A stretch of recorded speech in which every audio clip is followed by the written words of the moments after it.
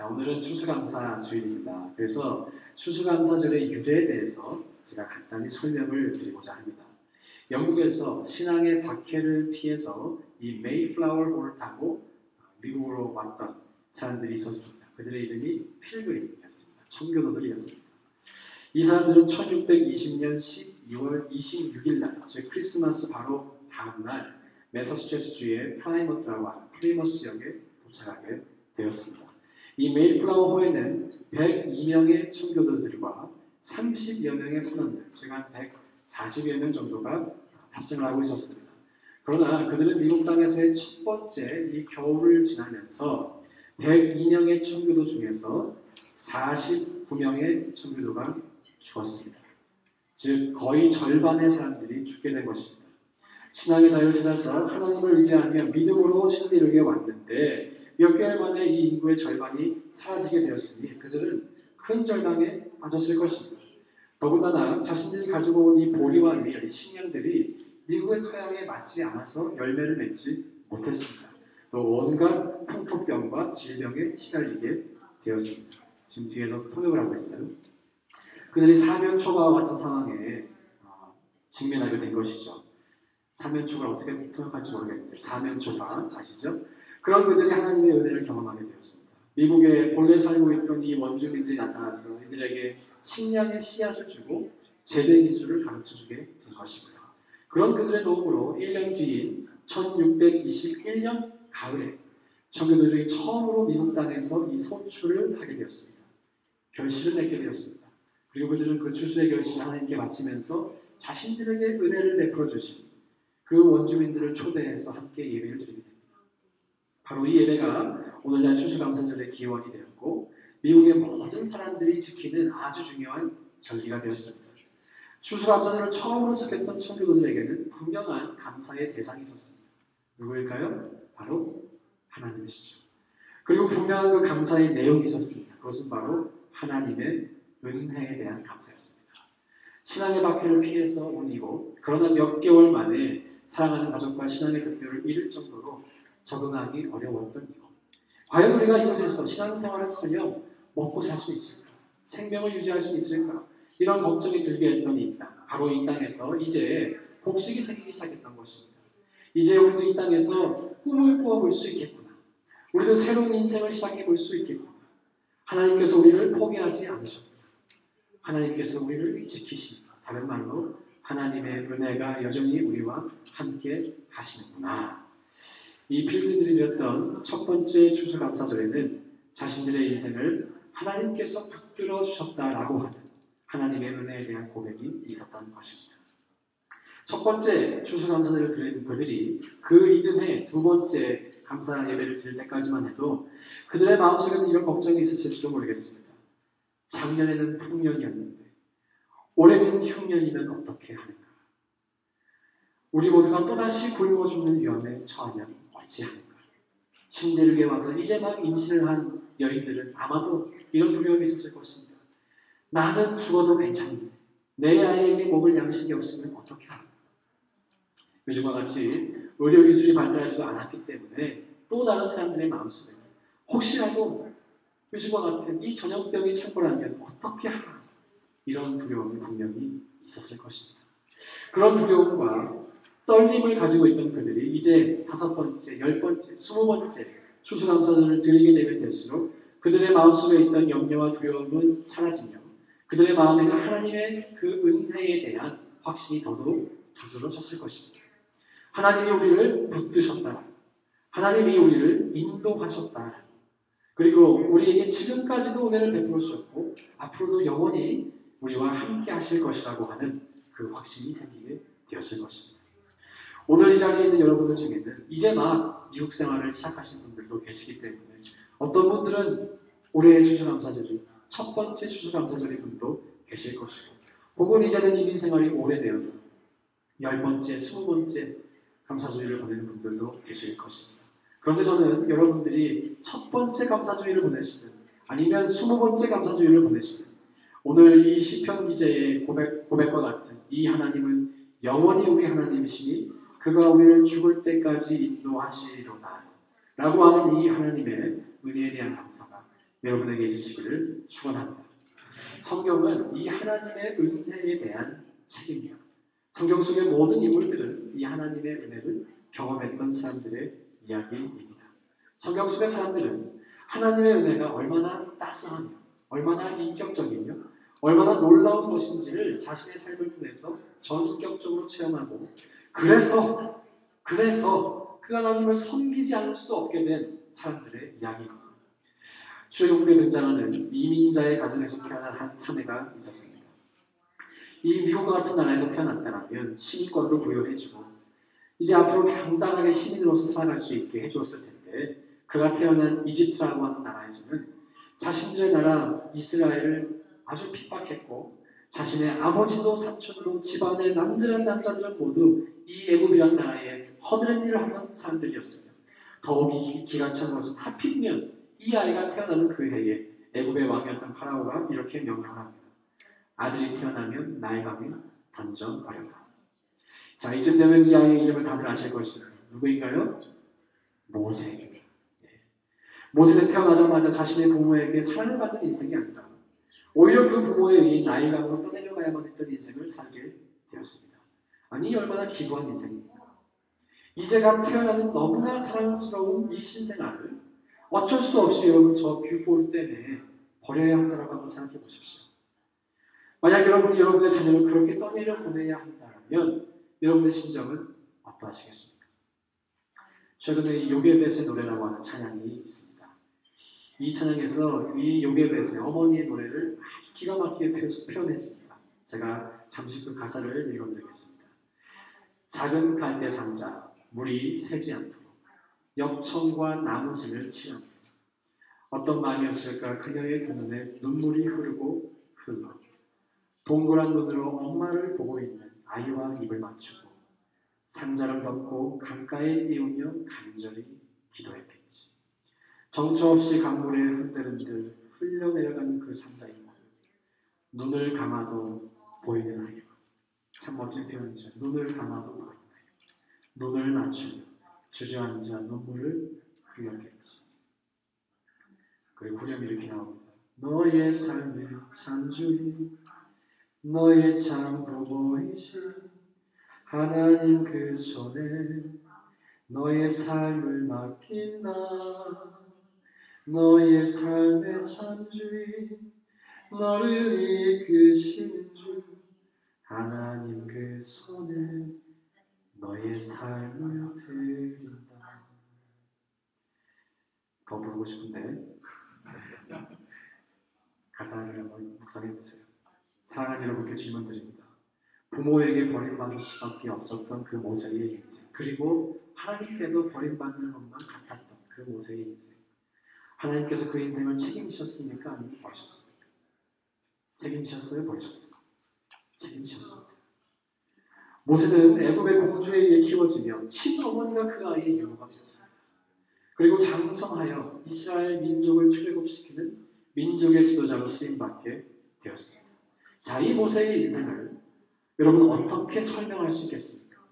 요즘 말로 금수저도 아니고 스펙이 좋은 것도 아니고 도대체 그렇다면 이 모세의 인생을 어떻게 우리가 설명할 수 있겠습니까?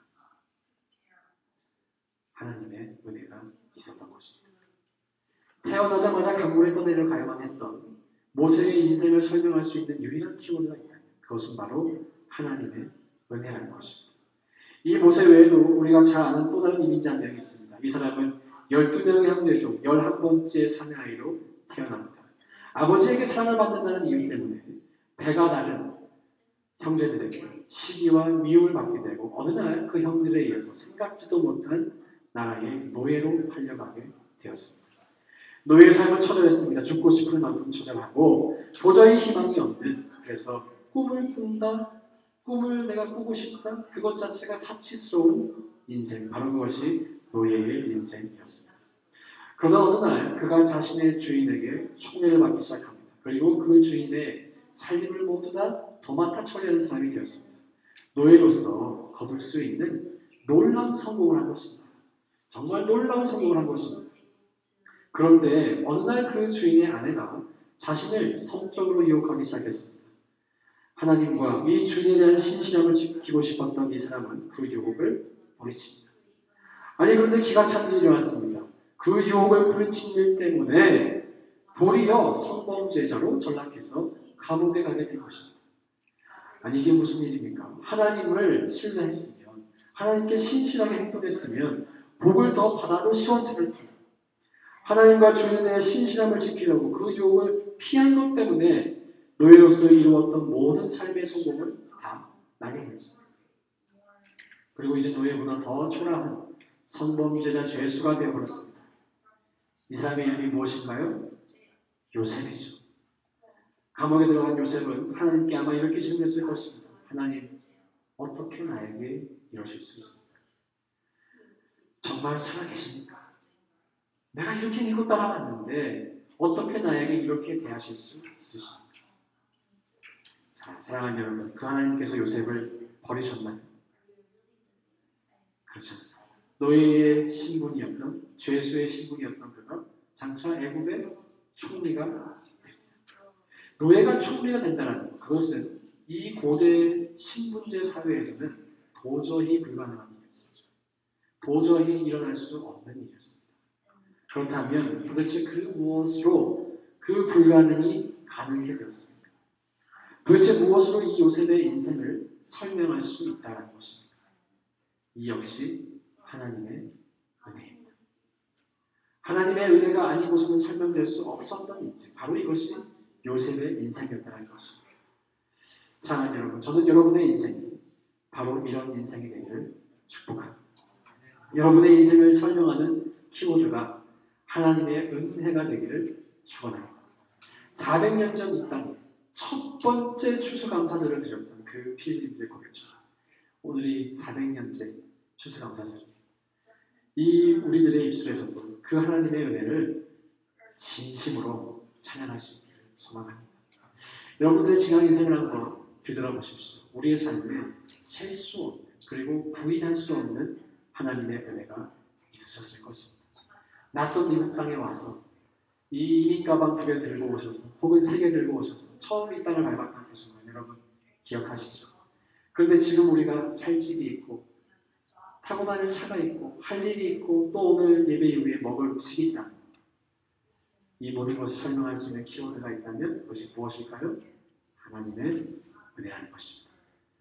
성경의 모든 인생을 여러분 살펴보십시오. 다윗을 보십시오. 목동이었던 그가 왕이 될 수 있었던 것.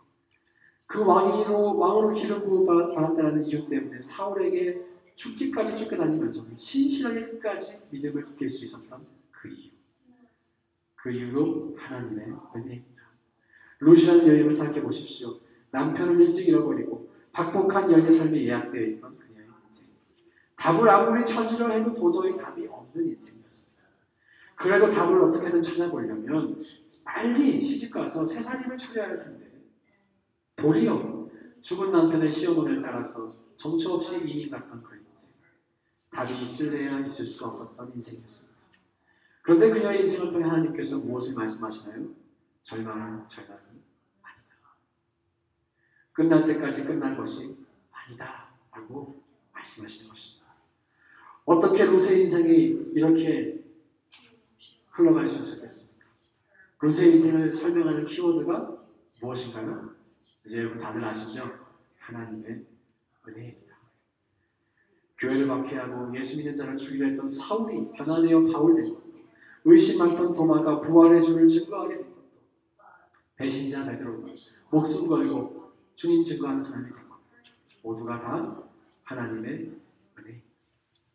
그리고 가장 중요한 것, 죄인이라는 것도 모르고 살 수 있었던 우리 모두가 예수 그리스도를 만나서 이제 영원한 삶을 얻게 된 것. 이것이 어찌 가능합니까? 하나님의 은혜로 가능합니다. 여러분, 은혜가 무엇인가요? 받을 자격이 없는 자에게 주는 것이 바로 은혜입니다.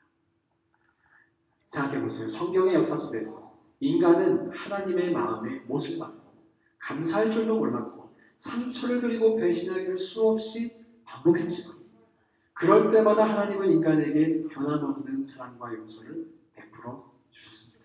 받을 자격이 있어서 그렇게 해주신 것이 아니라 받을 자격이 없음에도 불구하고 그 그 사랑과 용서를 베풀어 주셨습니다. 또 배신할 거 알고 있지만, 또 상처 줄 거 알고 있지만, 필요할 때만 이용하고 또 떠나갈 거 다 알고 있지만, 그럼에도 불구하고 하나님은 인간을 끝까지 사랑하셨고 마침내 그 아들을 주기까지 우리를 포기하지 않으셨습니다. 그것을 무엇이라고 부르나요? 우리는 이것을 은혜라고 부릅니다. 우리가 구원받게 된 것, 하나님의 아들이라는 선물을 도저히 받을 자격이 없는 우리에게 포기하지 않는 사랑을 보여주신 하나님의 은혜가 지금도 여전히 우리에게 함께하고 계시다는 증거임을 저는 믿습니다. 오늘도 우리가 이 자리에서 꿈을 포기하지 않고 살아갈 수 있는 이유도 하나님의 은혜 때문에 모세의 인생을 책임지신 것도, 요셉의 인생을 책임지신 것도, 다윗의 인생을 붙드신 것도, 룻의 인생을 인도하신 것도, 그리고 400년 전 청교도를 이 땅으로 인도하신 것도 모두가 다 하나님의 은혜인데, 저는 이 성경 속의 은혜가 오늘 저벅저벅 걸어나와서 여러분의 마음 안으로 들어갈 수 있게 존귀하신 예수님의 이름으로 축원합니다. 하나님께서 예수 그리스도를 이 땅에 보내신 이유는 이 예수님의 보내심을 통해서 너희를 향한 나의 은혜가 여전히 유효하다 라는 말씀을 하고 싶으셨던 것입니다. 따라서 그 예수님을 믿는 사람이야 바로 우리의 삶에 그 하나님의 은혜가 있었다는 것을 받아들이는 것을 의미합니다. 예수를 믿는다는 것은 이 은혜를 받아들이는 것이기 때문에 그 예수님을 믿게 되면 이전에는 우리가 발견하지 못했던 은혜를 발견하게 된다는 것을 의미합니다. 이제는 자신의 인생을 설명하는 키워드가 노력이었고 돈이었고 건강이었고 혹은 악으로 깡으로 이런 구호였다면, 제 친한 친구가 그러더라고요. 상훈이 너를 볼 때마다 너의 인생은 악으로 깡으로 같다. 그런 제가 변화되어 은혜를 증거하고 있으니 얼마나 감사합니까? 예수님을 믿게 된 사람은 자신의 삶에서 발견하지 못했던 그 은혜를 이제는 발견할 수 있기 때문에 내 인생은 버림받은 인생이야 라고 말할 뻔했던 모세가, 혹은 내 인생은 저주받은 인생이야 라고 말할 뻔했던 요셉이 살아계신 하나님의 은혜를 증거하는 은혜의 증인이 된 거죠. 예수 안에 있는 사람, 그 은혜 안에 있는 사람, 이제 자신의 인생도 그 은혜로 말미암아 해석되기 시작한다는 것입니다. 저는 사랑하는 여러분들이 여러분의 인생의 곳곳에 심겨놓으신 하나님께서 베풀어 주신 그 은혜가 오늘 발견되실 수 있기를 소망합니다. 그래서 여러분의 인생을 설명하는 그 키워드가 은혜가 되시길 진심으로 축원드립니다. 마지막으로 이 말씀드리고 마무리합니다. 한국전쟁, 우리 6.25 전쟁 당시에 길에 버려진 한 소년이 있었습니다. 이제 막 8살이 된 소년은 이 전쟁을 통해 자신의 부모가 어디에 있는지, 자신의 아버지가 왜 자신을 버렸는지 그 이유도 모른 채 매일 먹을 음식을 구하기 위해 쓰레기통을 뒤지고 다른 사람에게 구걸을 해야만 했었습니다. 하나님이란 이름은 들어보았지만 도대체 그 하나님이 어떤 하나님이시기에 어린 자신을 이렇게 고통스럽게 만드시는지 물어보고 싶어도 물어볼 수 없습니다. 그 하나님이 좋은 하나님이다, God is good 이란 말에는 도저히 동의하고 싶어도 동의할 수 없었던 그런 소년이었습니다. 그러다 어느 날 추수감사절이 왔습니다. 길에서 오늘도 먹을 것을 찾기 위해 열심히 쓰레기통을 뒤지고 있던 그 소년에게 처음 보는 미국인 한 명이 다가와서 이렇게 말을 겁니다. 혹시 너 오늘 나랑 같이 저녁 먹으러 가지 않을래? 마침 오늘 저녁은 어떻게 해결해야 하는가 이런 고민을 하고 있던 이 소년이 그 제안을 뿌리칠 리가 없었죠. 이 미국인 녀석은 그 소년을 다른 미국인 가정집에 데려다 주었고, 그곳에서 이 소년은 난생처럼 무심한 저녁 식사를 하게 되었습니다. 잊을 수 없는 추수감사주의를 보내게 된 것입니다. 그리고 이 소년에게 놀라운 일이 일어납니다. 추수감사절 저녁 식사를 했던 그 가정집의 부부가 이 소년을 입양하기로 결정을 한 것입니다. 한국전쟁 당시에 많은 고아가 있었습니다. 그리고 미국인들은 종종 한국 아이를 입양하기도 했습니다. 그런데 입양을 하면 보통 1살, 2살 그렇게 어린 아이들을 입양했지 이렇게 8살 된 아이를 입양하지는 않았습니다. 하지만 그 부부는 이 아이를 입양하기로 결정하였습니다. 그리고 이 소년은 미국으로 와서 좋은 교육을 받고 성장하게 되었습니다. 이 소년은 성장하며 스스로의 인생을 한번 뒤돌아보게 됩니다. 그리고 자신의 인생을 설명하는 키워드가 무엇인가 생각해 보았습니다. 아무리 찾아보아도, 아무리 생각해 보아도 이 소녀는 자신의 인생을 설명할 수 있는 유일한 키워드가 바로 하나님의 은혜라는 것을 알게 되었습니다. 그래서 결심하게 되었습니다. 목사가 되어서 이 하나님의 은혜를 평생 전하는 사람이 되겠다. 이 소년의 이름은 바로 오늘 우리와 함께 예배를 드리시는 닥터 피터 캔드릭이십니다.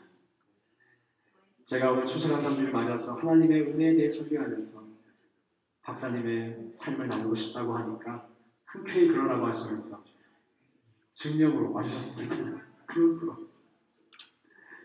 사랑하는 여러분, 지금 여러분은 하나님의 그 은혜에 증거를 보고 계십니다. 그리고 기억하기 원합니다. 죽을 수밖에 없었던 죄인인 우리가 하나님의 새로운 생명을 얻고 새로운 인생을 살아가게 되었다는 사실. 그 사실을 하나님께서 닥터 캔드릭에게 베풀어 주신 그 은혜, 동일하게 우리 모두에게 베풀어 주셨다는 것을 얘기합니다. 여러분 이 사실을 받아들이십시오. 이 은혜를 여러분 받아들이십시오. 오늘 본문이 말씀하는 것처럼 이 하나님은 영원히 우리 하나님이시다. 그 하나님께서 우리를 죽을 때까지 인도하실 것입니다. 그래서 주님이 오늘 초청하십니다. 이 은혜의 삶으로 들어가. 너의 삶은 버림받거나 저주받거나 부족하거나 모자란 삶이 아니라 너는 은혜의 사람이다. 주님이 말씀하시는 그 음성이 오늘 여러분의 심령 가운데 들려주시기를. 그래야 요셉처럼 모세처럼 다윗처럼 롯처럼 또 성경의 수많은 인물들처럼 하나님의 은혜의 증인 요소가 가지는 저와 여러분 될 수 있기를 존귀하신 주님의 이름으로 축원드립니다.